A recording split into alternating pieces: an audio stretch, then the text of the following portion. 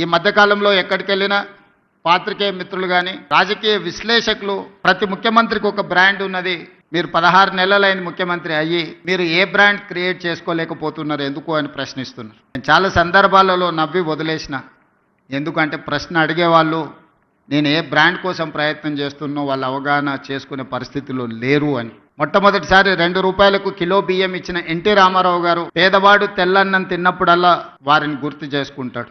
IT కంపెనీలను, hitech సిటీని ఇవి చూసినప్పుడు చంద్రబాబు నాయుడు గారు గుర్తొస్తాడని చెప్తారు. అదేవిధంగా జలయజ్ఞం వ్యవసాయాన్ని ప్రాధాన్యతగా తీసుకొని ఉచిత కరెంటు నుంచి సాగునీటి ప్రాజెక్టుల వరకు రైతుల సమస్యలను చర్చించినప్పుడు రైతు బాంధవుడుగా డాక్టర్ వైఎస్ రాజశేఖర రెడ్డి గారు గుర్తొస్తారు. సరే, ఇంకొంతమంది కొన్ని రకాలుగా కొన్ని బ్రాండ్స్ క్లెయిమ్ చేస్తూ ఉంటారు. ఉద్యమకారులమని, తెలంగాణ ప్రదాతలమని. వాళ్ళ గురించి నేను పెద్దగా చర్చించదలుచుకోలేదు. మరి మీరు ఏ బ్రాండ్ లేకుండానే అన్నోటీస్డ్ చీఫ్ మినిస్టర్గా మీరు రావడం పోవడం జరుగుతుందా అని చెప్పి విశ్లేషకులు, శ్రేయోభిలాషులు అడుగుతున్నారు. నేను ఒక మాట చెప్పదలుచుకున్న ఈ వేదిక మీద నుంచి విశ్లేషకులకు, విమర్శకులకు, ఈ రాష్ట్రంలో ఉండే ప్రజలకి, young India is my brand.